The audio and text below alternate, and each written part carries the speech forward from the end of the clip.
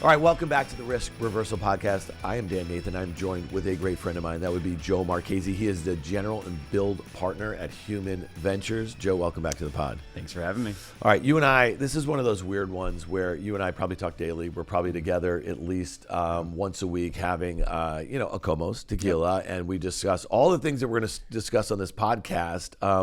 And so I don't mean to get too formal here just because we have mics and cameras in front of us here. No need. So, all right, we got a lot to talk about because I do want to hit, you just got back from Cannes. This is the big, advertising media fest that goes over there.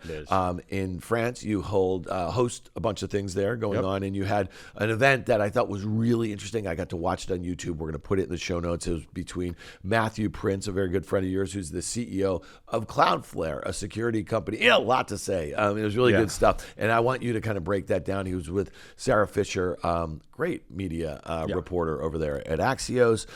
Star. You just joined the board of a company called Breakaway. I'm going to hit that a little bit. You can kind of tell us a little bit about what's going on there. You're also obviously a partner and co-founder of CKBG, and that is the beautiful brands of high-end tequila. That's Comos, and you're also making Stuzy, which is this delicious hot sauce, and then I'm not making anything. No, you're not. I'm just backing the people that do. As you well know, my dietary habits are kids' meals. That's right. The Kitty Burger over there at Fort Charles, and then you're still on the board of Team Rubicon, great organization. Our friends over there. All right. Let's do it. What are some of your initial takeaways from Cannes? You and I have been talking about this whole kind of media environment that had been in place for decades now is really coming under assault by some of these AI tools and the like. And a good friend of ours, Neil Vogel, Meredith, he wrote a really interesting piece, or I was on a podcast talking about preparing for a zero Google world, and I'll bet that was a big theme out there. So just break it down. What was the vibe out there, and how has it changed over the last few years? So let's start with the vibe. People constantly saying, kind of like they do with TV and with the upfronts, right? Why are upfronts still a thing? People are saying, why are people still going to Cannes? Isn't this all going to be automated in computer? And what was funny about it was that in this world of AI is everything now, human relationships have become the most important thing to getting business done and creativity. So people coming to the same place, Cannes is really, it's a celebration of creativity. But what's changed over the years is, the biggest things at the beach used to be the big TV networks and the ad agencies. Now the biggest thing at Cannes Beach, where they're setting up all these like huge experiential meeting spaces, is Meta and Amazon and Google and YouTube, and they are the new media platforms. And what's funny is like the question of the medium and how you be creative on places like that is the topic of conversation. So that's the vibe. People were there showing up, but I think you're right. Neil Vogel had a great conversation about it too with Brian Morrissey and Sarah, and then Sarah had this conversation with Matthew Prince. The conversation is AI, because AI is affecting every vertical, and advertising is going to be the first into the breach, in my opinion. And the reason is AI is about expanding the number of things people have to pay attention to, but it's feeding on content created by people already. And so if you think about the perfect vision of a snake eating its own tail, it's AI is crushing the publisher model in so many ways, but yet it needs to feed on that publishing in order for the AI to be smart and current and be able to give you travel tips. So this isn't like a problem for something to solve next month or 6 months from now. This is like a today. And so I would encourage everyone, because I won't do it a fraction of the justice, to go watch the interview between Matthew Prince and Sarah Fisher. But the general theme of when Google first came around, it was indexing websites 2 times for every piece of traffic it sent to the website. So let's say it's a GQ. Yeah. GQ then could make money off of someone coming to the GQ website. The advertising community would buy ads on the GQ website to talk about their brands. Today, it's over 60,000 crawls for every one piece of traffic, which is basically zero at that point. And so you have these conversations that, I don't think people understand how big a deal this is. The entire internet is built downstream of search, right? For our adult lives, search has not decreased as a portion of traffic, right, for the open web. Now it really is precipitously. And so you have conversations of people talking about how will brands advertise and how will publishers function in a post-traffic world, meaning people don't go to websites anymore. Now, I don't think we end up there, because you hear about these deals that are getting cut where a large language model like an OpenAI will cut a deal for access to content. But if every large language model cuts deals for access to content, are writers just writing to be indexed by AI and then summarized and jammed together? I don't think so. So I take the under on that. Yeah, so there's a couple things there I think are worth touching on here. And I want to break down the difference between publishers and then e-commerce and some of the other verticals that are going to be affected adversely in different ways. I think that's a fair way to do it. We think about as content creators here, there's a certain sense of the content we do is ephemeral, right? We're talking about what happened in the markets today, what might happen next week, that sort of thing. We love having conversations like this because we're going to touch on a lot of themes that our listeners should be very focused on as it relates to some of the stocks that they're invested in and the companies that they're thinking about and the competitive situations and stuff like that. So I don't worry about that. Could somebody go and index everything I've ever said about the stock market and create an avatar for me with a voice bot and this and that, whatever? And, sure, have a ball. But what I do is commentary on a day-to-day basis. It's not, you know what I mean? It's not like there's nothing creative about it. It's not reporting on anything, that sort of thing. So I don't particularly worry about that. But if I am the website of a company that is in the business of creating, content across different mediums, you know what I mean? And I'm getting much less traffic to my website for all the reasons that you just mentioned. Here's a good example. If you're listening to our market commentary, Guy and myself, and you said, I just heard them talk about the yield curve. And then I heard them talk about, the stock market and this and whatever. And if you went to Google and you said, how does the yield curve affect stock market valuations? Now you're going to get a contextual answer. And if you trust it, you're not going to need to clip through. So break that down for a second, because it used to be that you get the 10 blue links and then you decide to click through to Investopedia or something like that and it give you the answer. Now you're getting an answer that you might trust. The more you engage with that LLM, the more it knows how you interact with it, and it's going to give you better answers. Yeah, and it is already. And it's not just on Google when you're searching. It's also, you just go to ChatGPT. There are people who have taken their search habits to. That's all I do. I use ChatGPT. Perplexity. Yeah, Perplexity. And the Claude, moment, Joe, that they come out and it's coming with a browser, I'm probably off Chrome and I'm using Perplexity's Comet browser, and I may never Google search again. And this is the thing. And here's the it's funny because I've heard you talk about the AI trade. If people had been thinking about this, the last couple of years and understanding how huge this is, I think you'd make a lot of money. But I think people have to think of the second order effects, because I don't think Google is, their core business has some risk in the search world, but YouTube is on fire. It's the biggest thing on CTV. And then you say, well, if people are creating more videos or make an avatar of Dan and they make 10 of those an hour, that doesn't matter. There's still 24 hours in a day. The real question is who's shaping what we spend our 24 hours in a day on? Like, who are the gatekeepers to that? And so when you think about search, everything is downstream of it. Like, so you described, I want to look up the yield curve. Okay. First thing that happens, you get your 10 blue links. Like there are a lot of sponsored ads in there. So Google's getting its cut. You land on Investopedia. There's browser ads on the page, display ads. That is their business model. Yeah, that's their SEO is that's it, right? But then there's more. Okay, let's say let's go to an easier example. What's the best sparkling water that I can get, right? And then it goes the links. But then one of them is Wirecutter, and so I click on Wirecutter. Does a thing on. We've tested every water.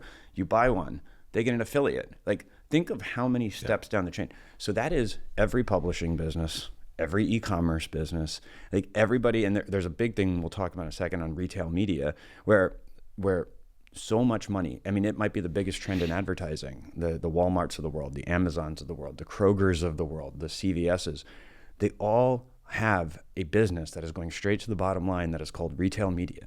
When you go to the website and you search for something to buy, and there's all these sponsored placements, that is pure profit. That doesn't exist in a world where I just ask ChatGPT, what are the best batteries to get? Okay, buy me those batteries, right? Like, it's removing that moment of search. So it's not just search at Google, it's search everywhere. Now, is that necessarily going to be detrimental to the whole business, and on what timeline? It's hard to tell, right? It's hard to tell where trust is going to go with those. So now let's go back to the publisher world, to your example about, someone listens to you for the commentary. Everything that is out there has been scraped and indexed. It's done. It's already in there. OpenAI knows it, and Anthropic knows it, and go down the list. But what people need is news, right? So I don't care that OpenAI can talk about, what are great fashions, right? I want to know what GQ thinks about what are great fashions, because they have an editor that's gathering information from the real world and then analyzing it. And so that is what's valuable. And that is really a lot of what the announcement that Matthew and Cloudflare made was, we're going to set up a toll booth for these people to come scrape. I think there needs to be another step past that as to, okay, we're going to stop it. We're going to pay per crawl, but there needs to be a future of what are media brands, right? And then how are advertisers going to interact with media brands? How are they going to be represented? And so that's where we're at right now in the development. Yeah, so I want to hit the Matthew thing because it was a really, I learned a lot from the conversation. And one of the more interesting things was that, okay, so a business like his, every time you go to, not every website, but most websites, and you're trying to kind of click through to the next thing, a Cloudflare comes and says they want to make sure that you are a human. Now, if you think about agentic AI in the future, it's going to be the exact opposite. Right. Yep. So I think that's going to be a really fascinating sort of, switch being flipped at some point. And it's going to change behavior, I think, of people on the web for the most part.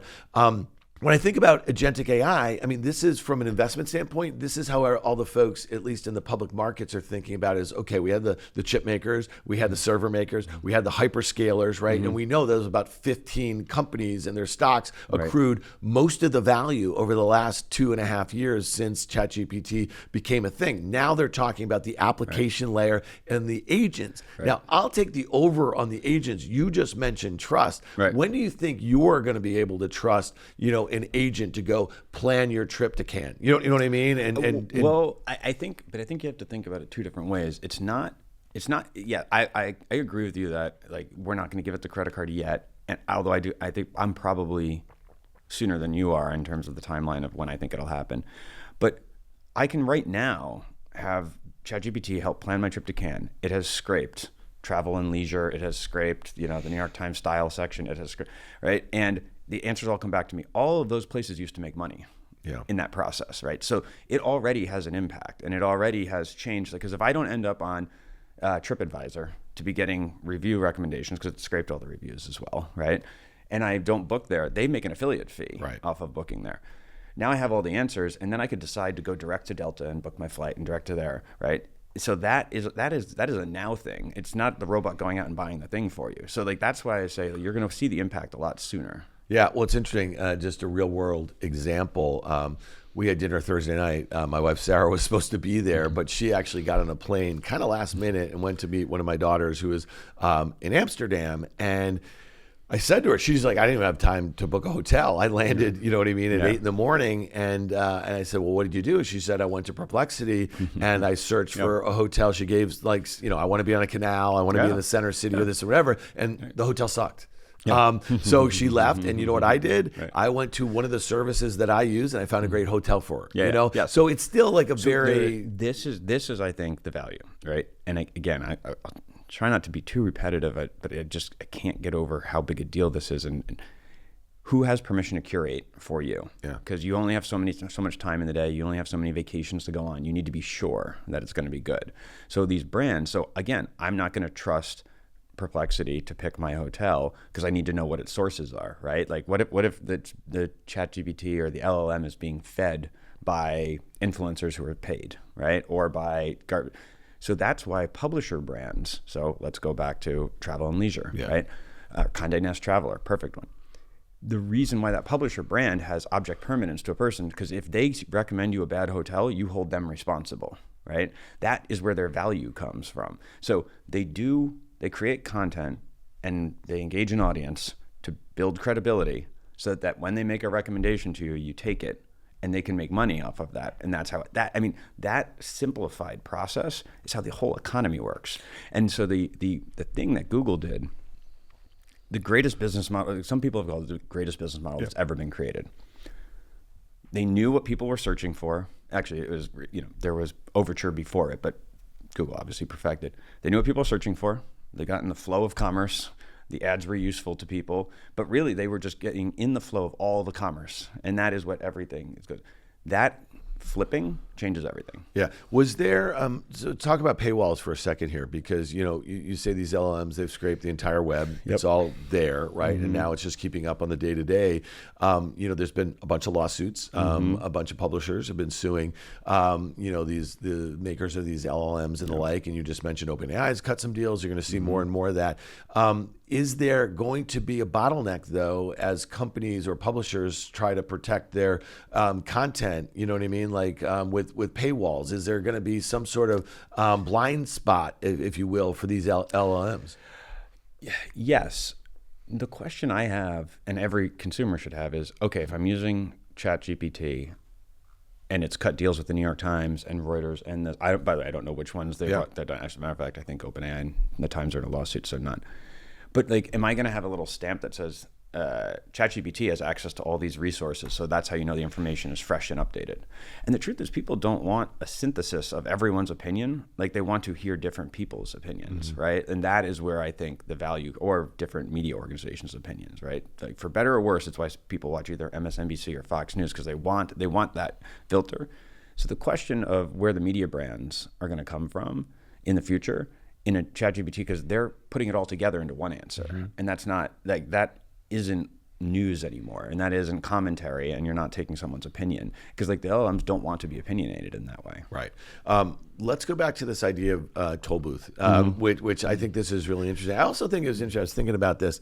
So Sarah Fisher at Axios, that business was built, I think they started about 10 years ago. It was almost like a TLDR for all Smart these topics. brevity. Yeah. And at first they were talking about actually having a paywall up, but they decided not to. Right. So they monetize, obviously, through advertising. They have sponsors, they do events and that sort of thing. And I think that's been a very unique model. And, that's actually the model that we built here at Rich Virtual Media. And it works. It's actually, there need to be people involved, which is kind of what you just said when you started this thing out. Right. And so I thought it was interesting that she's interviewing Matthew, and then he's talking about toll booths. All right, so explain that whole concept. Well, it's a toll booth for bots, right? It's basically a toll booth for non-human traffic, ironically, like you mentioned before. So I think that because it doesn't benefit, it used to benefit you to be indexed by search because you'd get traffic. Being indexed by AI, and you're saying, no, we've created this content, and let's use Axios as an example. They're smart brevity, right? They wanted to get you the news that you needed in a shorter format, but they needed to build a brand. Axios brand needed to have trust that, okay, one, if Axios is reporting it, it's true, right? That's close to be to shore. And two, this is what you need to know today in this sector, because I'm not going to read 15 of them. I mean, you or I might, and I obviously cycle through a lot of them, but to the average person, they're saying, I have 24 hours in a day. Axios has built a brand. I trust the brand. I trust Sarah as a reporter. Now I'm giving you permission to curate, right? And that brand trust now has earned them the right to be able to do advertising with it, to be able to do events, gather people in the real world, which I think is this great indicator to why a lot of media companies are events businesses, because Fortune or Forbes or Puck, they build the credibility through media and engagement. The audience trusts them as smart. They can have subscribe. That gives them permission to have advertising. But then it really gives permission to do everything else, right? Smart dinners, salons, events. So short brevity, but almost every other publisher that I read, whether it's CNBC.com, whether it's Bloomberg, the list goes on and on, they're all summarizing at the top. Now that they're doing it using AI to summarize the article that they are printing, and are they just cannibalizing themselves? Are they actually, quickening the path for them to getting to, I don't know, marginalized in some degree? I mean, it's tough because Mark Gildman, who's the CEO of Adelaide, actually went on after Matthew at the event we were doing at Cannes with Axios. And he made a point. He's like, everyone thinks that with content proliferating and AI is going to make it easier for more people to make more stuff, you'd think everything's going to get cheaper, right?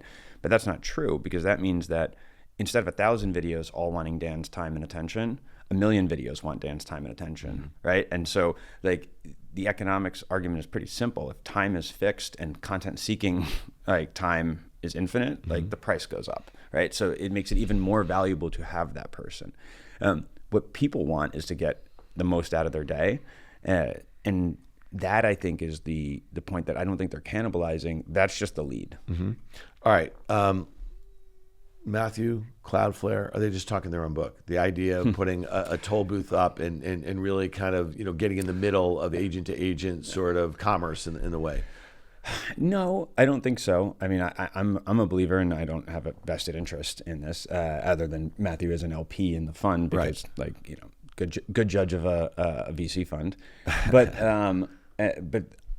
I think when you look at it, this was existential. It is existential. It still is. It's not done yet, right? This is just, the tech is now in place, but we still don't know what the market for content is going to be. Like, I continue to say, people are not going to write just to be indexed by it, no matter how many deals are cut. Like, that's not an interesting place to end up.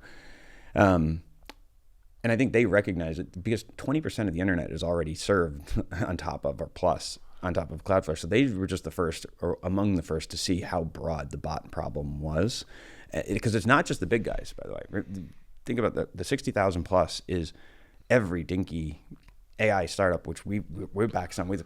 They're with dreams of being a big guy. Yeah, they all have to index too. Yeah, like they're all pulling different things in. So there's just a lot more to it, and I think that they recognized it.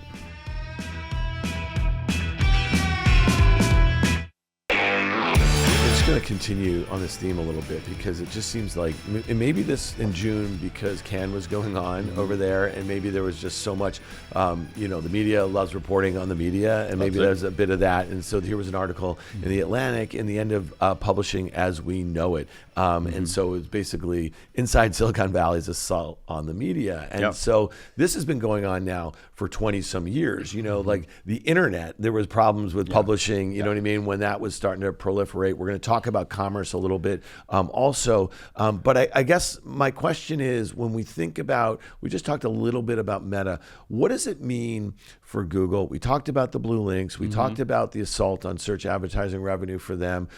If you start to see around the edges, if you start to see degradation in the profitability that Google has or the traffic or whatever, let's put YouTube aside here. Like, that's the traditional search ad revenue.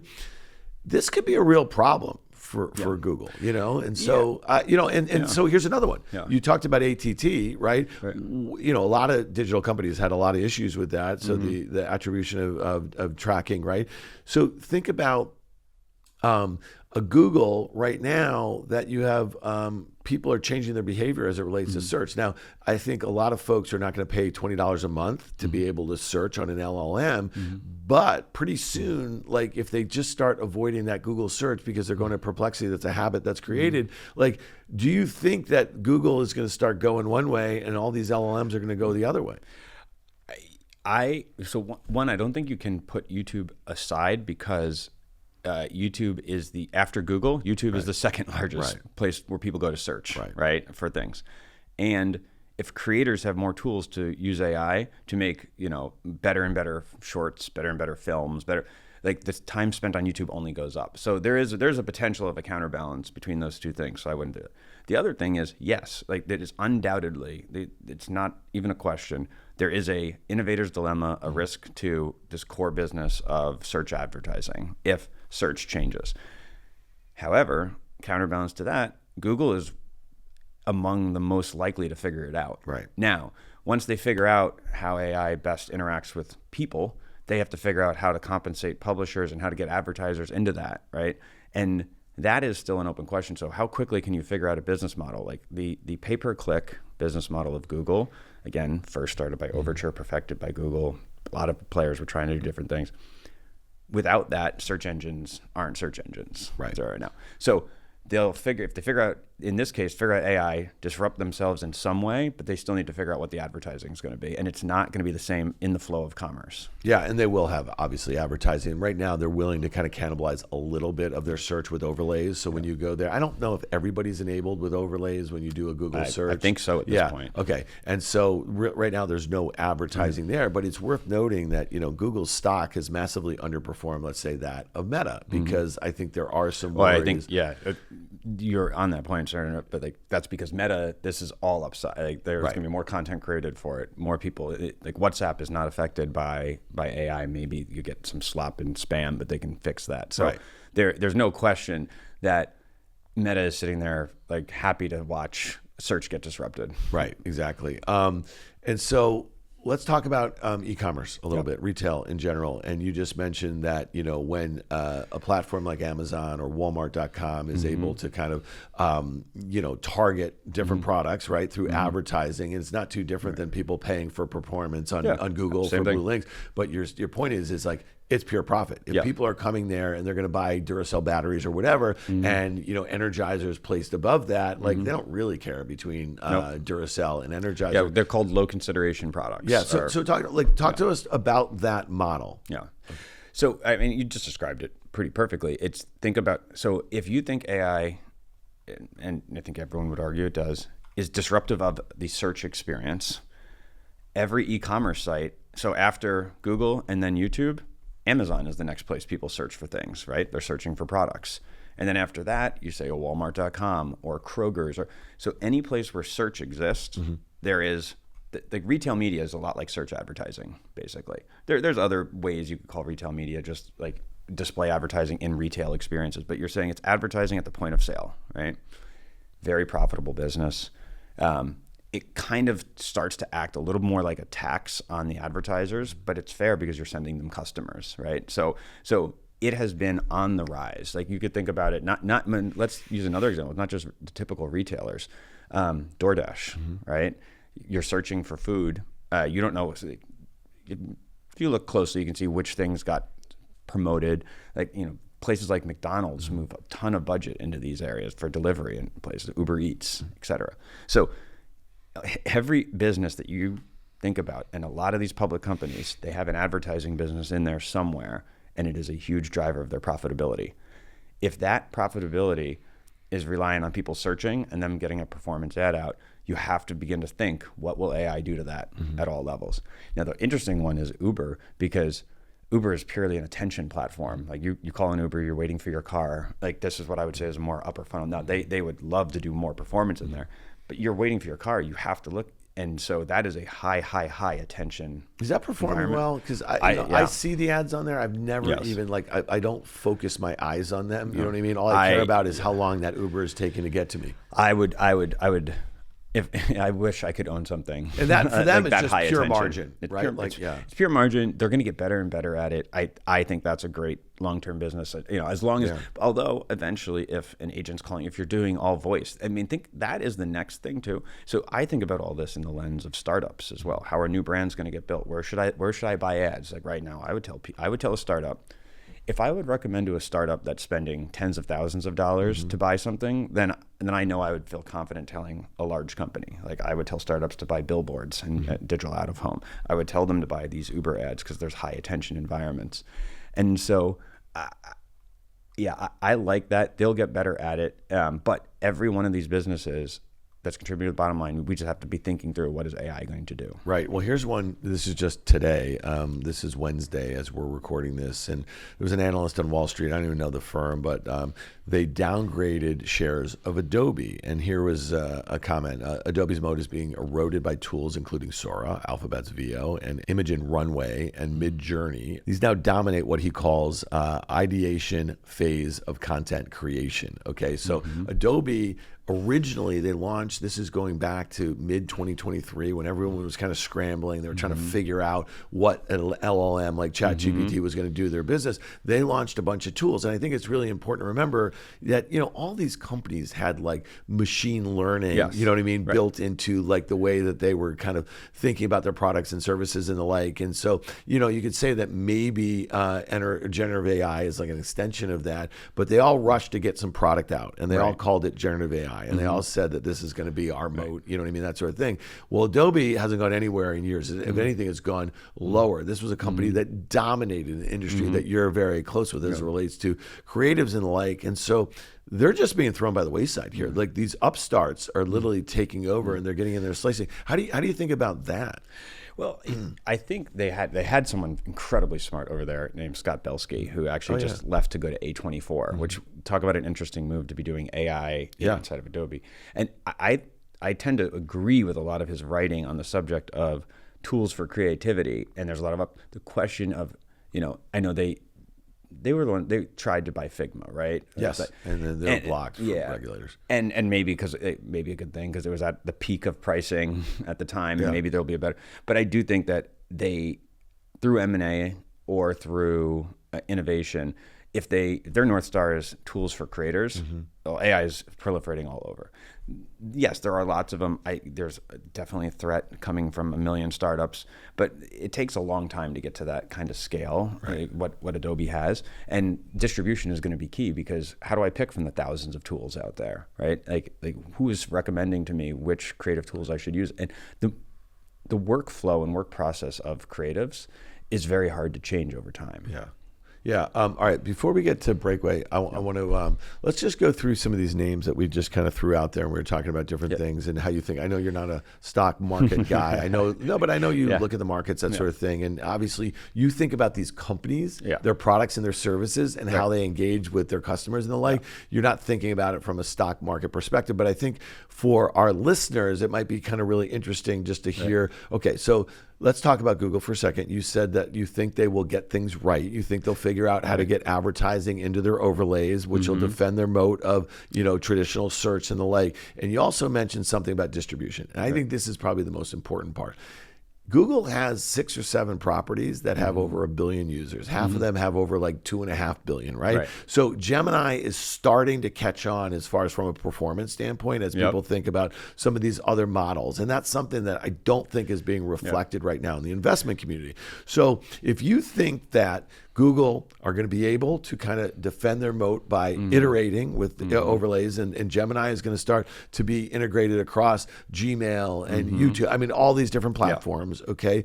Do you think investors, and let's say we get by some of this regulatory stuff, let's just say they're going to continue to be able to have this relationship with Apple. They're not going to be broken up. Do you think that this is a company that is going to be at the forefront of the next wave of this as we get into these products and services that everyday people, our parents are using, right? We remember, like, I don't know what your parents, it took my parents probably until like 2006 to put a credit card into Amazon or something like that. Well, yes, because there's no question that Google disrupted Microsoft, right? How is Microsoft doing right now? Amazing. Exactly. This is my point. So there'll be a next wave, but that doesn't mean the other company goes away. So, and they all kind of do similar things because there can't be one. Like, people need different they all have web services, right? Then they have their differences. The other one, I keep beating this dead horse, but like YouTube, here's a fact that not a lot of people know. YouTube on CTV, which is the TV on the wall, podcasting, people watching podcasts on the TV on their wall only, not on a computer, not on the phone, is bigger than all of audio podcasting. Yeah. I mean, that is like that. Well, we know that. I'll tell you why. And we've talked about it. You and I have talked about this. There's no discovery on the audio podcast stores. So you think about Spotify and Apple. Search. Yeah. Well, that's it. It's a search engine. So you put it in, so there's virality also, But I guess my point there to people is there are places in people's lives. The living room was always this last battleground, right? For the TV operating system, right? The Roku versus Fire versus Apple TV, because that is your interface into one of the most valuable screens in the home, right? Because like people still watch a lot on TV, but no one really thinks about it. They know YouTube TV exists, but the fact that YouTube is the most viewed thing, on that, it's the time spent. So that I think is very interesting. Yeah. All right. So you just mentioned Microsoft, and I know this is probably a little bit out of your wheelhouse, but they did this deal with OpenAI where they invested $10 billion, but they already invested a couple billion going back to 2019. So Satya Nadella or some of the folks there, they had a little foresight into this. And to your point about being disrupted by Google, they were disrupted, like multiple times. They missed mobile. They missed mobile. Think about that. Yeah. So now I think about this company where this relationship with OpenAI is clearly fraying, and they are betting that co-pilots across all all of their services is going to be the thing. They haven't had a lot of uptake yet by enterprise. And then obviously this agentic AI is going to work for them because this is something that in the enterprise is probably much more likely to be adopted first than by consumers. So how do you think about a company, how they're positioned like Microsoft? They don't have their own models. They're relying on OpenAI's, and they might actually have to go out and license Anthropic or something like that. But to your point about distribution being key, they have a lot of workplaces that run on top of Microsoft, right? Hundreds of thousands. Hundreds of thousands. Yeah. And so, and by the way, they've got years, decades of documents, right, that are saved that now can be accessible. I mean, the joke's been made a million times, but it's pretty funny if Clippy comes back and is actually AI powered now, because it'd be like Siri, by the way. That's the joke right there. Clippy and Siri. If Clippy and Siri had a baby, what would it be? I don't know. That'll be a good one. We'll just ask AI right after. Yeah, let's do that. Put it in, and then we'll put in the show notes whatever image comes up. But workplace productivity is a great use case for it. They have enterprise clients. Enterprises are all going to be competing to be more efficient. So that positions them very well. The funny part about putting in $10 billion after putting in whatever they put before, it's mind-boggling to think about these numbers. Like when at Human we're cutting seed checks for single-digit millions. But that's what's required, which is also the other moat that these guys have at the top. There is a thesis, though, that once the models finally get to a certain level, it'll be a commodity, and they won't be able to be like web services where you can make a big profit off of hosting because you can switch too easily. All right, let's talk about e-commerce. Amazon, which we just kind of hit, and we know that, again, one of their fastest growing businesses over there has been advertising. You kind of infuse AI in that process. It's probably only going to make it more profitable. Is this something that you think, and we also know that, the retail margins are really low, right? So is this going to be something that people are going to wake up to and say, hey, listen, we like the growth of this high margin business. It's only going to accelerate. Is this something that you think will be a big driver of Amazon, let's say, valuation going forward? It's going to have the same thing Google has, which is counterbalances. Amazon search, core retail media in a world of agents or just AI recommendations that aren't giving attribution is at risk. However, and this is a huge however, Amazon has a whole system for advertising on the outside of boxes. Do you know how many boxes it has in the world and trucks rolling around? Like that's a business that's growing massively. They have video. I'm at a point that, like, at the end of my time at Fox, I'd get up on the stage at the Beacon and I'd be selling 15s and 30s in the NFL and Ryan Murphy shows, right? And all the platforms are like, oh, that's so old school. Amazon also has NFL football, and they're selling 15s and 30s in it, right? And it's a fast-growing business. There's a great guy over there, Krishan Bhatia, who runs that group. So they have these growing businesses that, if retail media gets squeezed, that is where it's going to soak up a lot. Like Amazon is one of the fastest-growing sources of inventory on CTV because of the content that it's doing, and because it has the ability. I mean, they created a football game for the Friday after Thanksgiving, and it's now a home shopping day. It was genius. Genius. Yeah. I don't care what the numbers say in terms of what they paid versus what they made on that day. They've created a day, right? There's nothing more valuable. Like Alibaba has their 11/11, and Amazon has Prime Day. And so like there's nothing more important than that, because you create culture and you create habits. Okay, and then quickly on Meta, performance marketing is a big part, right, of what goes on there. Small businesses, that's a huge driver.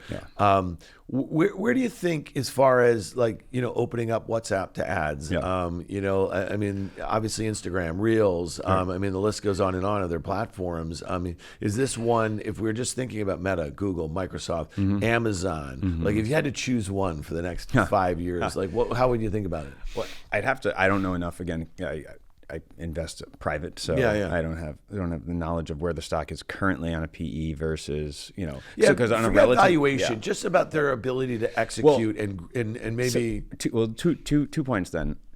On ability to execute, that's the hardest one for me to judge, because getting into did the talent that Meta poached make them better at model development, or is the model level going to become a commodity or not? So it's very hard to judge ability to execute. I would say that Meta has, everyone else I talked about, Amazon and Google, Microsoft a little different because it's relation, have counterbalances. There's risks to their core business or there's risks to their advertising business, but there's upside for them. Meta doesn't really have a ton of risk from this AI revolution. They've got a lot of upside, right? So if they figure out that, and I mean, our mutual friend Danny Trin over there on the design side is like one of the best in the business. They have so many more places where people will interact with AI, and they don't have risks to their core business. As a matter of fact, there's potential upside, like you mentioned before, in AI. I look for places where their inventory isn't at risk, their core business isn't at risk, and there's at least upside, if not at worst, there's zero impact with AI coming in. So again, I bring it up a lot because I absolutely love the category, but out of home, right? Yeah. We both invest small there, and I'm on the board of Clear Channel, and I just look at this industry as a whole and just say, bringing AI into physical space, there's not going to be less billboard. Like physical space is a limited thing, and so I look for things like that to say like that's what I'm interested. Yeah, but you might start to see blank billboards all over the place. What do you know you what I mean on the streets? I'm just saying, like, especially when you think about attention, if people are going to be sitting in autonomous vehicles, they're going to be looking at the screen in the back. You know what I mean? Or looking out the window. I mean, it's if they're in the back seat already, they're probably Yeah. Just one last thing on Meta. So, they've been able to really harness this technology for all the things that we've talked about internally and the way they serve ads. The other thing I'll just say is when you talk about the most upside, I mean, Llama largely is not considered one of the best models by any means. And that's something, that's why they've been out there hiring people for $100 million at a clip and that sort of stuff. So there's upside there because that was the knock on Google also about Bard than Gemini. And then the other thing is with consumers, you go to any one of these Meta platforms, they have that little circle thing. I don't think people are using it yet. You know what I mean? But I think they will. That's the point. That's the opportunity. It's upside because if people were already using it and it wasn't doing anything, then but now that's all upside if they figure that part out. Okay. Last thing, Breakaway. You just joined the board. What is it and why is it important to you as you think about all the things you're involved with? Yeah. So Breakaway is the largest touring music festival. It's EDM, and touring means like it takes the stage, picks it up, goes to the next spot. They're going to do 12 this year. You're talking tens of thousands of kids because the average age is very square Gen Z that go to a physical experience. Now, I think that in a world of AI, things that are limited, time, right, attention, and where you spend it, right. And so the fact that you have this place, like experiential, it's similar to out of home. This physical world is limiting. So Breakaway is a brand because it curates performances and people say, oh, I went to a Breakaway show, I want to go to the next one, because it is a brand that people travel to. So just love the founders, love the team. But like I was very impressed that operationally they could get this set up, and like there's just so much upside in being a place that people are saying, okay, fine, I sign up. I want to do it. I want to spend my time with you. All right. By the way, though, for anybody who knows Joe, you'll understand this. He's one of those kind of folks who you just want on your board. Like very simply, I mean that because you have a very diverse background professionally. You've started companies, you've sold those companies, you've grown brands, you have a great insight, I think, on that. And you mentioned this before, performance marketing versus brand sponsorship. I think those are two really different sort of things, and brand to me, like I look around here and you and I have been around this world long enough now, is like brand building is the difference between two great products, but one really takes over the category. I mean, Silicon Valley people are starting to call it taste now, right? Like they've got a name for it, which it's funny to get back to this thing of, you noticed even in the D2C revolution, eventually they were buying billboards and opening up stores, right? Even though they said they never would, because these things, they work. The thing is, they're very hard to measure. So you really have to know what you're doing, because a computer isn't going to tell you. Does a billboard work or not work? It depends on the creative. It depends on the time of day. Is it raining? Who saw it that day? What are the competitors doing, right? What if the competitors are giving away products? Then, I just think that there's a lot of people who are too comfortable with the machines and not and that is a huge advantage in the startup world, to be able to say, hey, we know how this works. The other thing is just to think about, I think that humans' philosophy is to be the most we talk about being the most connected capital, right? We want to be connected to the people who lead industries, whether it's advertising or finance or media, because those things create culture. Well, less finance, media and advertising create culture, and culture is where the opportunity is. And it's so hard to value it, right? So as you know, we do a lot of events at Human. Like we'll do a digital art event, or we'll work with the big agency holding companies to do an event, bring founders together with senior executives, because we think that people have lost the ability to build networks, like real relationships, not just networking, surface level. I know that person because I met them and shook their hand once. Like that's how business gets done. And I think the founders are beginning to realize that. Like the PayPal Mafia is my favorite example. We've talked about it before. They were a network of successful, and that helped each other. Like you see this tried to be artificially created with a lot of platforms.